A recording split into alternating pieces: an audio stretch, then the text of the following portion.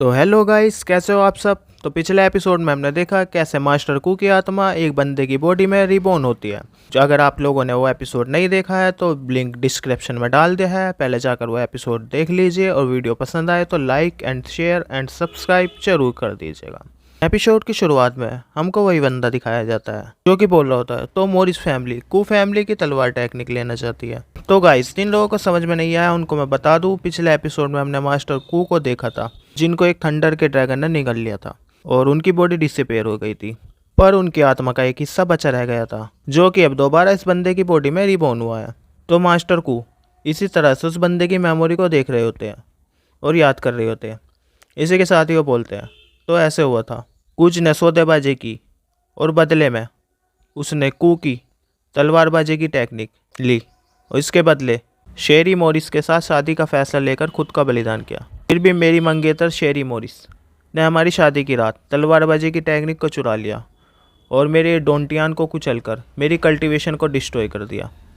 इसके बाद उसने मुझे जेल में बंद कर दिया और मुझे दिन रात टॉर्चर किया। इसी के साथ वो थोड़ा सीरियस लुक बनाकर बोलते हैं कुछ, और इसी के साथ बैडेस्ट लुक के साथ डेविल से स्माइल करके बोलते हैं कम ऑन। इसके बाद सीन शिफ्ट होता है और हमें कू फैमिली का सीन दिखाया जाता है। यहाँ पर एक लड़की ज़मीन पर बैठी होती है जिसके दोनों तरफ दो सैनिक खड़े होते हैं और एक बंदा ऊपर सामने चेयर पर बैठा होता है। इसी के साथ ही वो लड़की बोल रही होती है लॉर्ड एडन कू, मैं इससे शादी नहीं करना चाहती। इसी के साथ ही वहाँ मौजूद लोग बोल रहे होते हैं यह बहुत रेस्पेक्ट की बात है कि यंग मास्टर बेलिस आज तुम्हें खुद लेने आए हैं और तुम्हारी हिम्मत कैसी हुई ना कहने की। इसके साथ ही इस लड़की के बारे में बताया जाता है जिसका नाम एलिशन को होता है, जो कि इस बंदे के जिसके अंदर मास्टर कू की आत्मा का रिबॉर्न हुआ है उसकी छोटी बहन होती है।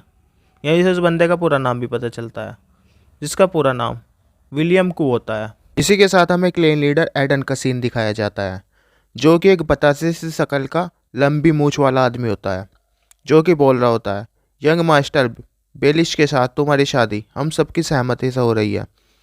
उनकी बात सुनकर वो लड़की एलिसन रोना धोना मचाने लगती है।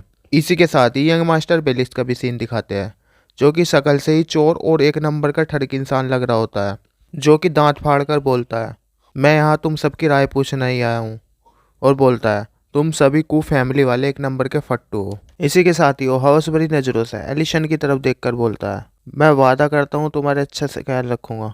इसी के साथ ही बोलता है ले आओ इसे।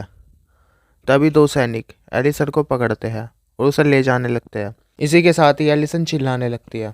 तभी हमें दिखाया जाता है एक एनर्जी बीम जो कि तेजी के साथ आकर उन दोनों की गर्दन उड़ा देती है। इसी के साथ ही क्लेन लीडर ये सब देखकर हैरान हो जाता है। इसी के साथ ही एक बंदा बोलता है ये किसने किया। इसी के साथ ही विलियम का सीन दिखाते हैं जो कि बोलता है किसने कहा तुमसे सभी को फट्टू होते हैं। उसको वहाँ देखकर सभी लोग हैरानी से उसकी तरफ देखने लगते हैं। इसी के साथ ही एलिसन भागकर विलियम से लिपट जाती है। इसी के साथ ही विलियम उसके सर को सहलाते हुए बोलता है अब मैं वापस आ गया हूँ, चिंता मत करो, मैं सब संभाल लूँगा। इसी के साथ ही बेलिस बोलता है यह कितना सरप्राइजिंग है, तुम्हें तो मोरिस की काल कोठरी में सड़ना चाहिए था और तुम यहाँ मरने के लिए आ गई। इसी के साथ ही वो बोलता है चलो ठीक है, अब तुम आ ही गए हो तो मैं तुम्हें घुटने टेक कर हमारी शादी देखने के लिए मजबूर कर दूंगा। इसी के साथ ही वो अपनी तलवार निकालते हुए मुंह से राल टपकाते हुए बोलता है ब्रोदर इन लो, मुझे उम्मीद है तुम्हारी मौजूदगी हमारी शादी को मज़ेदार बना देगी। उसको तलवार निकालता देख विलियम पास ही खड़े एक बंदे की तरफ हाथ करता है और उस बंदे की तलवार निकलकर विलियम के हाथों में आ जाती है। यह देखकर वो बंदा एकदम से हैरान रह जाता है। इसी के साथ ही बेल इस मुँह से राल टपकाते हुए विलियम पर अटैक करता है। इसके नेक्स्ट सीन में हमें दिखाते हैं विलियम ने एक ही अटैक में ठरकी बेलिस का काम तमाम कर दिया होता है और अपनी जगह आराम से खड़ा होता है। इसी के साथ ही वहाँ मौजूद लोग चिल्लाने लगते हैं कि विलियम ने ये क्या कर दिया, सबसे ठरकी बंदे को टपका दिया।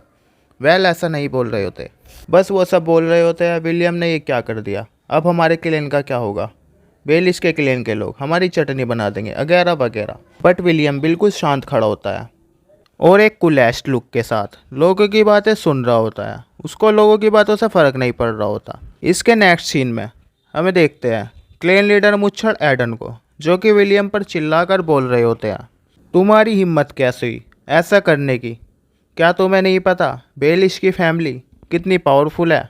वो हमारी कू फैमिली का क्या हाल करेगी।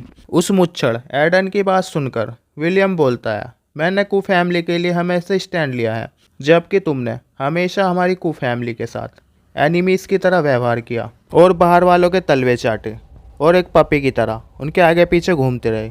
यह सुनकर क्लेन लीडर गुस्से से पागल हो जाता है और बोलता है, हाँ जैसे कि मैं ही कू फैमिली को बर्बाद करना चाहता हूँ। इसी के साथ ही वो बोलता है, हम कितने दयावान हैं। उसके पीछे खड़े लोग आपस में खुसर पुसर कर रहे होते हैं। इसी के साथ ही वो चिल्ला कर बोलता है, बास्टर्ड तुम्हारी हिम्मत कैसे हुई मुझसे ऐसे बात करने की। मैं मिस्टर ठरकी श्रीमान बेल इसका बदला लूँगा और तुम्हें यहीं मार डालूँगा।